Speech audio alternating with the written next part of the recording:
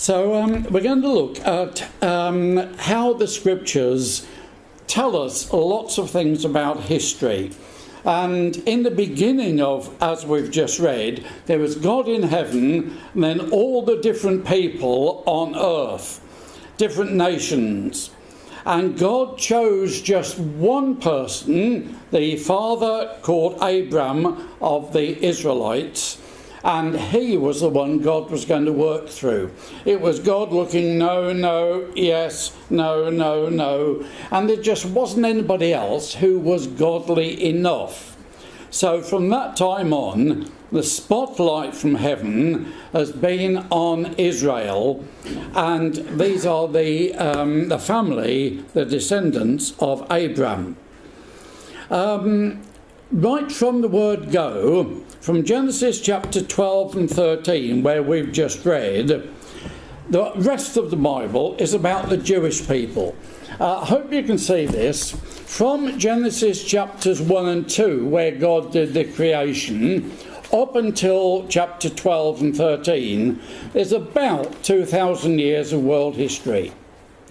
Then from Genesis 12 right the way through to the start of the New Testament, that is about 2,000 years of world history. So there's little doubt that God wants us to know a lot more about after Abraham than before him. It's about the same period of time. So therefore, God has told us in the scriptures that from Genesis 12 and 13, that is when God had one man, Abraham, his descendants called Israel, or the Jews, and they are the ones God works with, the spotlight from heaven to earth. Now let's start with something which is very familiar. I won't spend long on this. Right in the middle of the Bible, you've got Psalms. Then go to Proverbs, and you've got the three major prophets, Isaiah, Jeremiah, Ezekiel. And we'll go to the next one, called the book of Daniel. And Daniel was one of Abraham's descendants who was deported, taken captive to Babylon. And there he was an advisor of the king. The king had a dream, and in Daniel chapter 2, the king says he's forgotten his dream, and Daniel is able to remind him and to tell him the interpretation, because dreams from God had meanings. So Daniel chapter 2 and verse 38, at the end of the verse, you are the head of gold. And so the king of Babylon was the one who was represented the great power at the moment. No, sir, your kingdom isn't going to last forever. After you, verse 39, shall arise another kingdom inferior to thee. And that came true. A coalition of Medes and Persians working together, and they lasted for a few hundred years after the king of Babylon. Then after you will come another kingdom. Now, if you like Bible study, you'll realise that God doesn't say Medes and Persians and Greeks and Romans. Those words don't come until chapter 7 onwards, when God is talking directly to Daniel, and it's not for passing on to his Gentile audience. It's just another kingdom, another kingdom. After the Medes and Persians came the Greeks, after the Greeks came the Romans, and then the kingdom was to be very wobbly, the feet of iron and clay, two metals which don't merge together, and therefore the image was very tottering on its feet. And in the dream, a stone came down from the heavens, hit the image on its feet, not on its knees, not on its stomach, but on its feet, ground it to powder, and grew to become a big kingdom and filled the whole world. There's the contrast. This image just had 2 foot's worth of ground. The kingdom, which is the kingdom of God, is the mountain to fill the whole world. Now, the amazing thing is that the Jewish people had been taken out of their land by the Romans. And something which has worried me and quite a lot of other people, what about, if you look at the internet, you can find all sorts of other empires which are not mentioned in the Bible. What about the British? Now, this comes straight off the internet, and the British was the biggest empire the world's ever seen. Then there was the Arabs in 1200. The Russians had a big empire. The Spanish didn't do so badly. The Arabs again back in 680, and lots of other empires. Why doesn't the Bible say that? It's because that image was people who controlled the Middle East, God's people, the land of Israel. And when the image when the Jews had been deported, taken captive out of their land, it's almost as though God's history is closed. Of course it's not, and God keeps watch. But there's nothing like so much interest from heaven on the earth as when the Jews are in their land. So the Jews are now coming back, and there's now well over more Jews in Israel than there are even in America, which has always had the greatest number. And because nothing's happening in France recently with killing and hurting the Jews, many of them, and there's the most Jewish were in America, and then came France. England's not far behind, but the ones in France are saying, we don't like it here, let's go back home. And so I'm quite sure heaven is manipulating the affairs of this life so that the Jews are going back, and then you've got these this stone comes down, hits the image on its feet, becomes a big mountain, and fills the whole world. So that's history in a nutshell, just to show that God knows so well what he's talking about, and that he is in control. The kingdoms are ruled by God, we're told. Now, one thing which has always been interesting, and I never quite understood, was the ages. The Stone Age and the Iron Age and things like that. So if you don't know, it's always wise to ask. And in our brotherhood, we've got a world-renowned archaeologist, Lean Rittmeyer. He lives in South Wales at the moment. And I wrote to him and said, look, why when you look about India do you find that their Stone Age was a different time period to the Africans, or a different one to the South Americans? And he said quite simply, because nations develop at a different stage. And so some will be using stone implements while others are using bronze. And then they will then go on and iron. And so you've got these different time periods in history. And you young people who are still at school, you'll hear a lot about this in school history, about the Stone Age and the Iron Age. And my purpose in the next few minutes is to try to fit that into the Bible and see how it works. So all my years, my ages on the screen, are for the Middle East and God's interest with the land of Israel.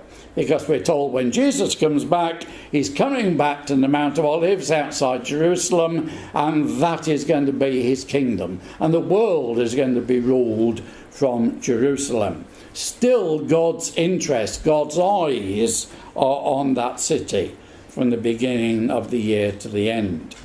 So the Stone Age is, and I'm very, very much abbreviating and making round figures, about 3000 BC. The next age is the Bronze Age, and that's 3000 through to 1200. And then the Iron Age is 1200 to 586.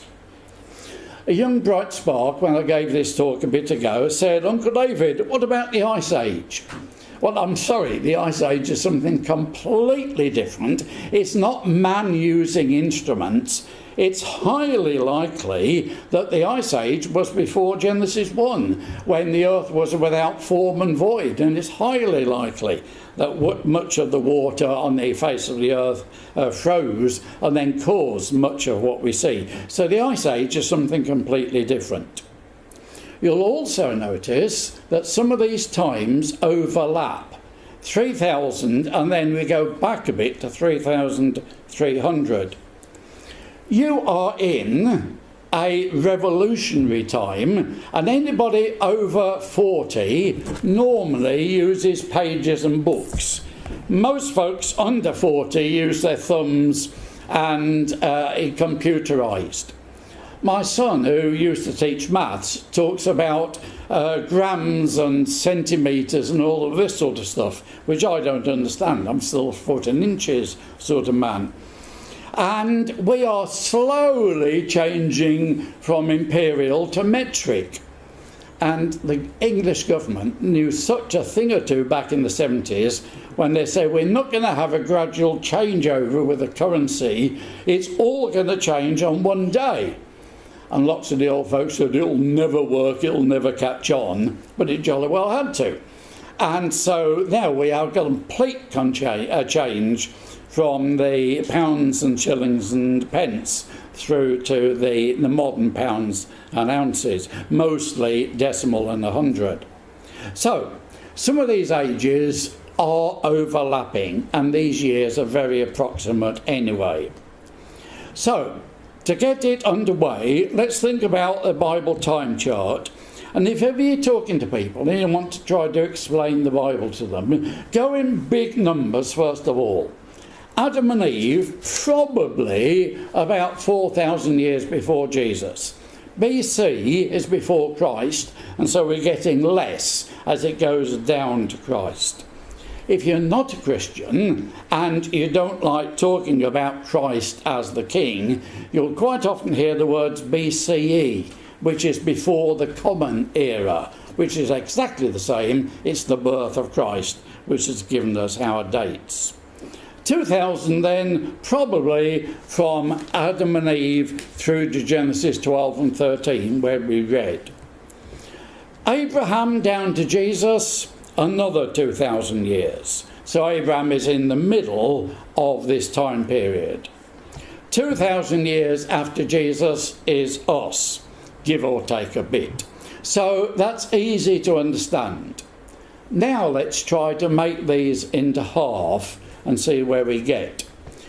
Halfway between 4 and 2 is 3, and this is when Noah was born. And it's very easy now to start picturing these times of what the Bible tells us. Halfway between Abraham and Jesus, who's going to tell me?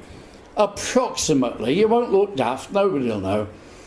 Halfway between Abraham and David, who's somebody in the Bible? Oh, it's on me and that's what it, isn't it?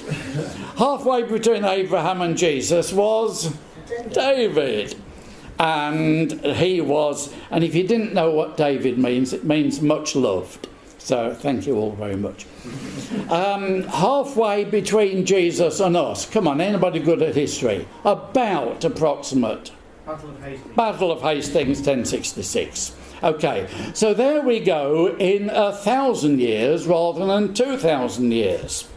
Now let's be really clever and split them into half. We won't go any further after that. Halfway between Adam and Eve and Noah, totally nothing happened of interest in the Bible, so that doesn't count. Halfway between Noah and Abraham, who's going to have a guess? We're talking now in sort of 500 years. Is Noah and the flood.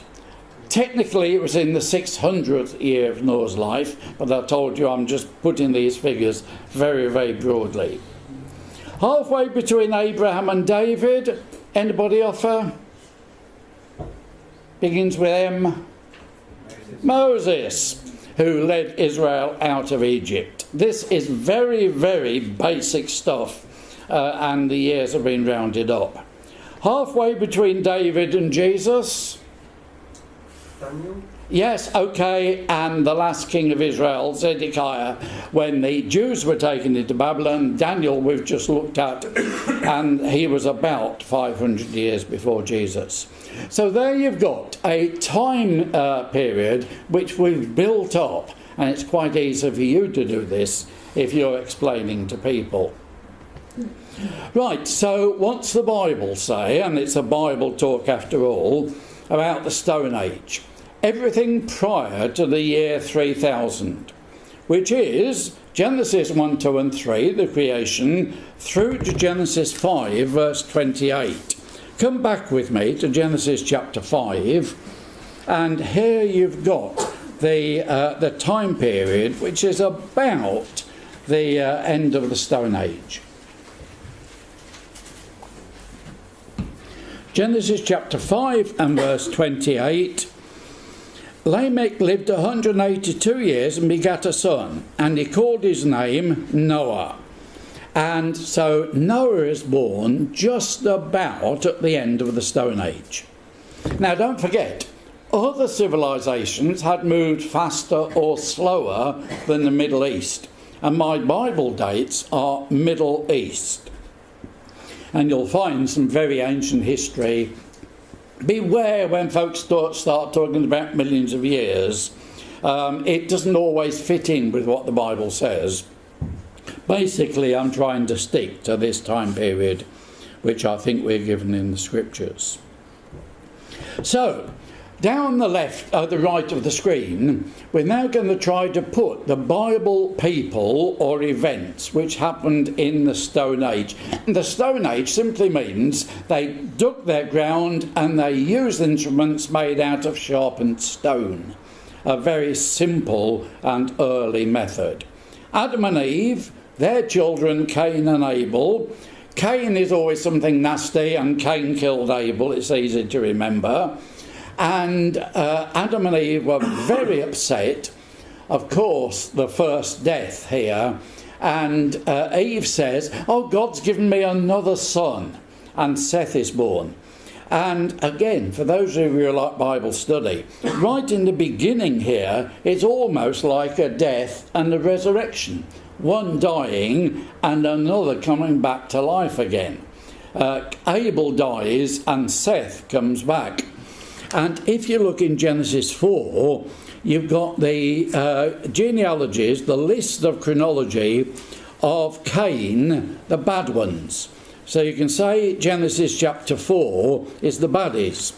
Genesis 5 is the family line of Seth, a godly man. So you've got the goodies. And then in chapter 6, the baddies married the goodies, and the good died out.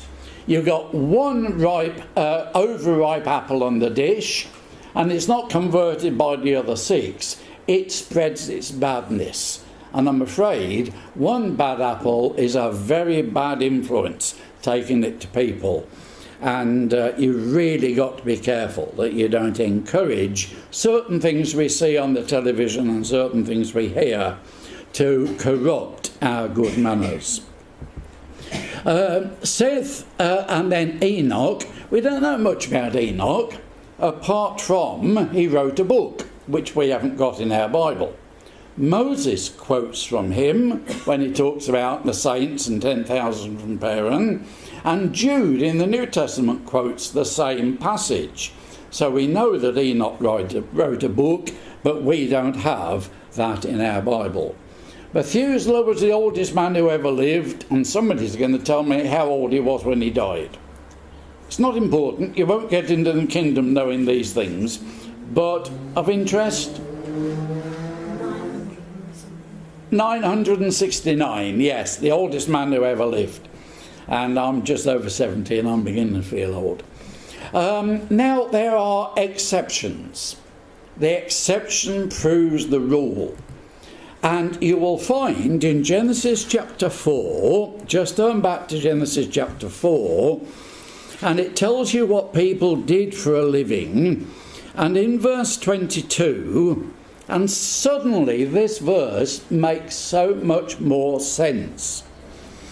Verse 22 of Genesis 4, Zillah, she also bare Tubal-Cain, an instructor of every user or artificer in brass and iron. In other words, wow, he had an early computer, one of those Amstrad things. And in other words, he was using brass and iron while everybody else was using stone. And of course, a Stone Age didn't suddenly give way to a Bronze Age or Brass Age. It develops over the years. And so that verse suddenly becomes alive. That's why it's in the Bible, because he was such an exception. He was really advanced. And we've got things like this which make the Bible sparkle. Right, so the Bronze Age, the next one, and bronze, of course, the joining together of copper and tin. So you've got to be quite advanced to dig up two metals and somehow melt them and fuse them together. 3,300 through to 1,200, getting less as we go, less numbers as we go towards the time of Christ. And this is from about the time of Noah through to the end of the Judges and Samuel. Probably when they came out of the ark, and in chapter 11 of Genesis they built the Tower of Babel, it's highly likely that that was built with Stone Age influence, because the 8 of them who were saved weren't of the ones with the very advanced technology, and there wasn't many other people to help them out. They'd all been washed away.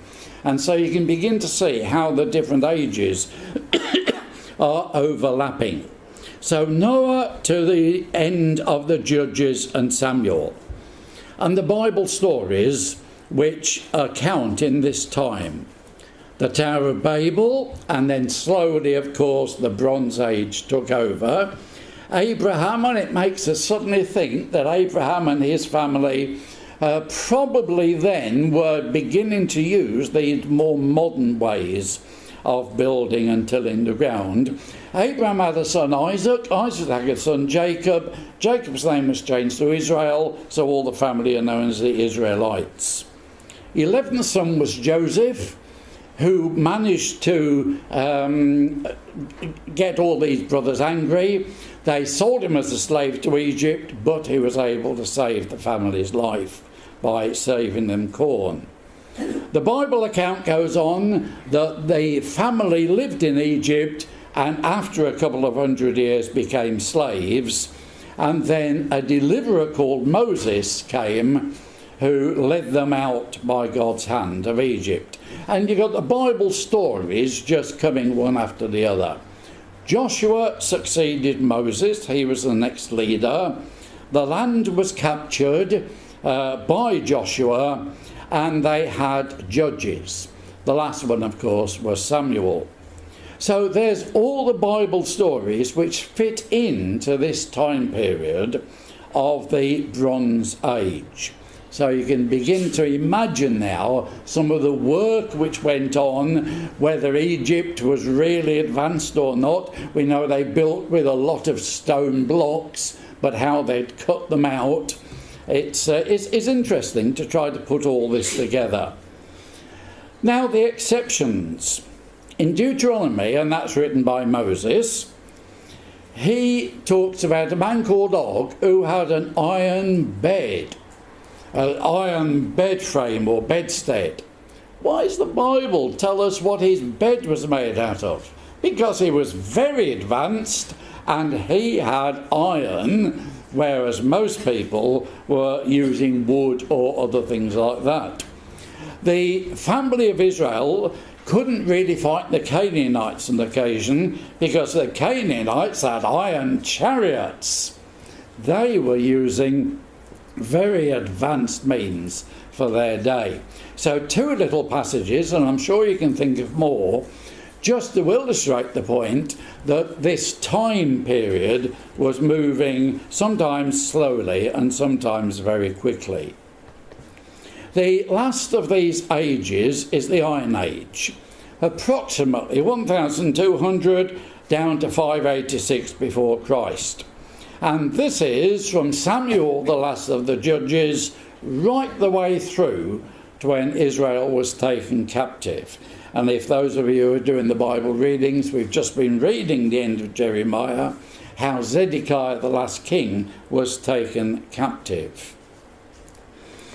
The people, and of course it's a long list, on this occasion. Samuel, the last of the judges, he anointed the first king Saul, and then he anointed the second king David. And you young people who've learnt the Bible stories in Sunday school will begin to see how all these things fit together, and the whole Bible makes so much more sense when you've spent a few years reading it and becoming familiar with it. Solomon was the wisest man who ever lived, apart from his relationship with women. Men, look out. It was Solomon's foolishness who allowed him to listen to his false wives, false because they believed in false gods, and Israel never recovered. They had the false idols, the false images. David had had a godly regime. Solomon starts to build temples and idols to other gods. And Israel's sin was not in murdering other people or doing bad things. Israel's sin was in religion. They worshipped wrong gods. Be very careful, everybody, how you approach the worship of God and what takes charge of your life. Solomon's son was Rehoboam, who was a very foolish man who wouldn't listen to the old advisors, says he is an old man, but listened to the young advisors, be tough. And Jeroboam, who was only a servant, he said, right, okay, to your tents, O Israel, you lot come with me. And he divided the land into two, a sort of Hadrian's wall, and the north never joined in with the south again. The kingdom was split, with Rehoboam in the south and Jeroboam in the north.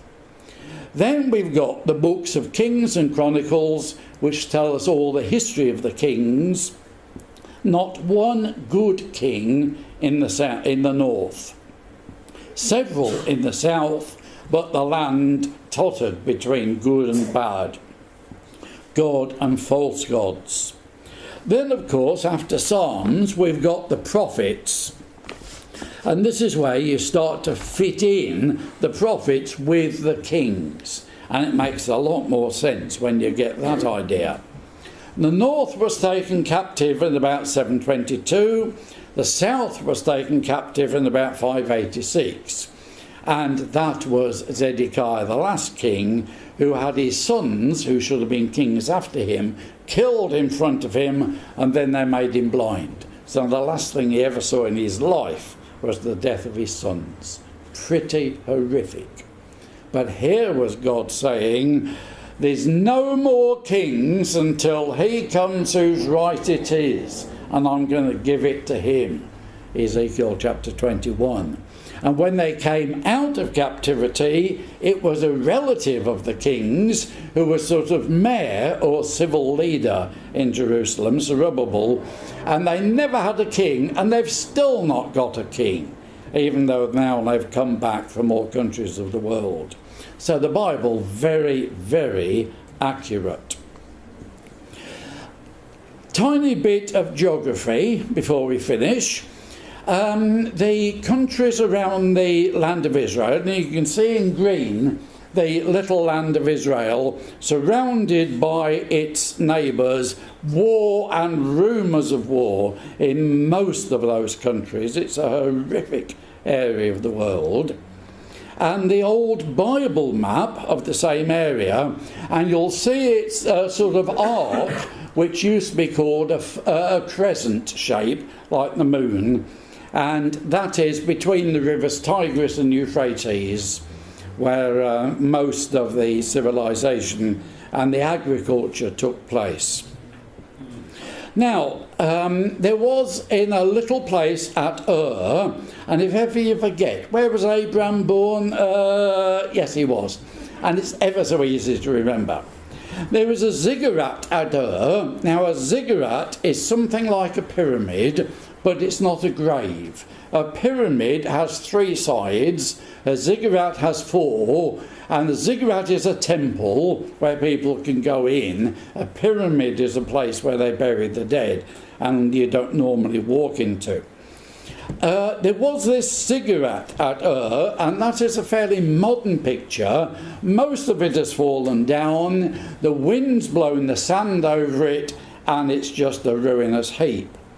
There's a picture of what it probably used to look like, a huge stepped building which was the centre of moon worship in that part of the world. And this was built by the Sumerians, who lived in Babylon at the time, 100 years before Abraham. Don't forget, Abraham was about 2000, and this is the 21st century, so we're going 100 years back. And so in which Abraham lived, was a very advanced city. None of your old Stone Age places where folks don't really have got much learning. It was very advanced. The history books tell us that they had paved roads, which is quite something. They had the arch and vault system of building, which means you can get a lot of air into the building and daylight through. They had a lot of writing and books, a banking system. They had law codes. They had joint stock companies, which is limited companies, and they actually had shareholders, very much like the City of London today. It was a very advanced city. And I'm saying all that because God said to Abraham in chapter 12, come out and leave your city and come to a place where I will want you to live. And Genesis chapter 12, just come back with me, Genesis chapter 12, and the first 3 verses, here is God saying, not immediately, take your time in separating, in stages. First of all, come out of your country, then leave your family, which he did up north in Haran, and then from your father's house, which he did with Lot, which we read of in chapter 13, and come to a land that I will show you. And I've got to admire this man Abraham. No signposts in those days, and he's not even told where he's going to go. Leave your civilization and come to the place of my choice. And you will be a blessing. Verse 3, and I will bless them that bless you, and curse him that curseth you. And history tells us that the folks in the world, the nations who've helped the Jews, do get on in life. And it still happens. And I will curse him that curses you, and in you shall all the families of the earth be blessed. And that, of course, refers to Jesus. So here is Abraham coming out from this very civilized society, and the history tells us it was one of the world's finest cities to live in a tent similar to that, probably 6 inches into the ground on somebody else's ground. That's all the foundations they had for their tent pegs. Just come to chapter 13, the chapter we read. And Abraham and his nephew Lot, it's time now to separate, and God said you've got to separate. And it's very, very important lesson that you can't really have a foot in the big wide world and a foot in God's kingdom. You've really got to make your mind up. A double-minded man is unstable in all his ways, says James. So time for separation. You choose, Abraham says generously. So verse 11 of chapter 13, Lot chose him all the plain of Jordan. It was a nice watered area, and it's dead selfish because Abraham had sheep and goats as well. Lot journeyed east, and they separated themselves the one from the other. And Abraham dwelled in the land of Canaan, and Lot dwelled in the cities of the plain. And he actually went towards the evil city of Sodom. Now read verse 14. And the Lord said unto Abraham, after that Lot was separated from him, lift up your eyes and look from the place where you are, northward and south, eastward. But Lot has gone east in verse 11, God is not interested in Lot, because Lot isn't interested in God a lot. And so God says that you can have north and south and east and west. Repeat verse 15, all the land which you see, to thee will I give it, and to thy seed forever. And that is modern, that is future. And Nebuchadnezzar's image, the kingdom is going to be based on that Middle East, and Jesus is going to be king forever. Well, a good slideshow is supposed to finish with a sunset, and God was, that's in the past.